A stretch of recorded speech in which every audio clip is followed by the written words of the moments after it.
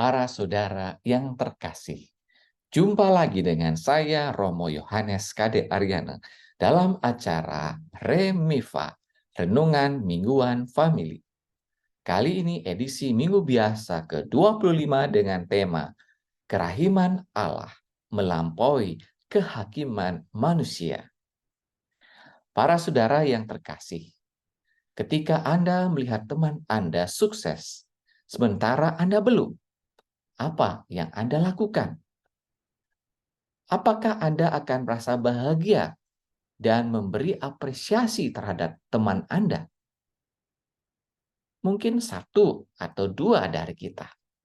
Kebanyakan kita akan merasa sedih, menjadi iri hati, dan protes kepada Tuhan. Tuhan tidak adil.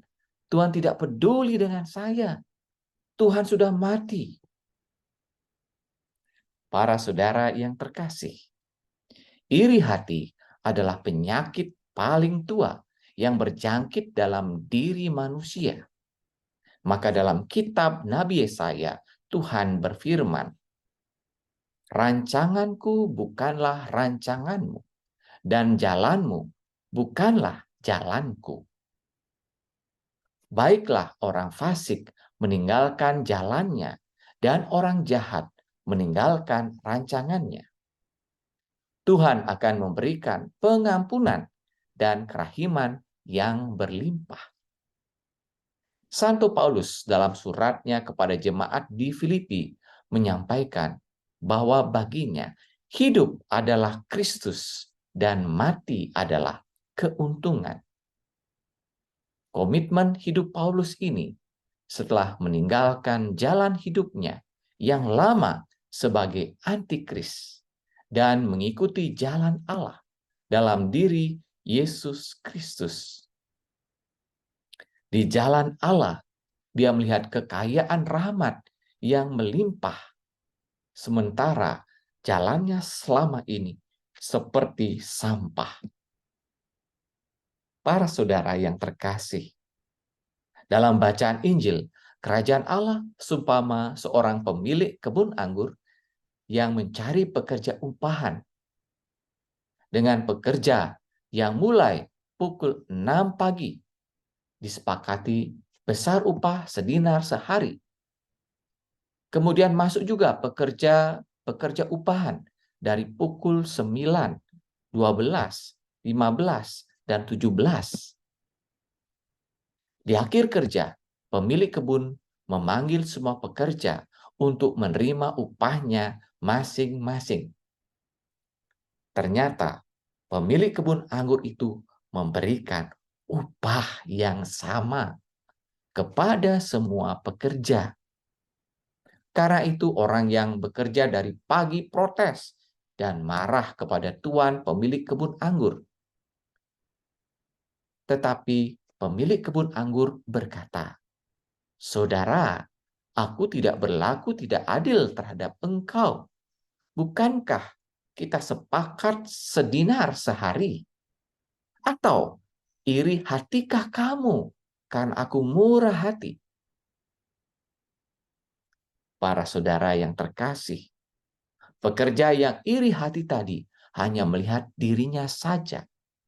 Sementara pemilik kebun melihat juga keadaan pekerja yang terakhir, yang adalah penganggur. Pasti menjadi penganggur tidaklah lebih baik daripada orang yang mempunyai pekerjaan yang pasti dari awal. Tak seorang pun yang mampu menjadi penganggur. Penganggur tidak mempunyai harga diri dalam masyarakat. Disinilah pemilik kebun anggur menggugah para pekerja yang lebih mapan. Bagi Yesus, sikap para pekerja yang protes itu seperti kaum Farisi yang sangat taat pada hukum Taurat dan peraturan-peraturan keagamaan, tetapi mengklaim diri paling berhak atas keselamatan. Mereka juga memisahkan diri dan tidak mau bersahabat dengan orang-orang berdosa. Mereka menghakimi bahwa orang berdosa tidak pantas mendapat keselamatan. Namun jalan Allah berbeda dengan jalan manusia. Yang terdahulu menjadi yang terakhir, dan yang terakhir menurut manusia justru menjadi yang pertama dalam keselamatan. Para saudara yang terkasih, kadang kita masih merasa ragu untuk bertobat dan merasa nyaman dengan jalan yang sudah kita pilih. Daripada mohon ampun, kita lebih sibuk dengan melihat kesuksesan orang lain yang membuat kita semakin iri hati dan mengadili Tuhan. Kabar gembira bagi kita bahwa Allah kita adalah Allah yang Maha Rahim. Kerahimannya melampaui kehakiman manusia. Janganlah iri hati dengan orang lain, apalagi dengan keluarga dan sahabat kita sendiri. Bersyukurlah kepada Tuhan karena kerahimannya. Bersyukurlah kepada Tuhan karena akan membuat kita berpikir positif, membuat kita menjadi sehat.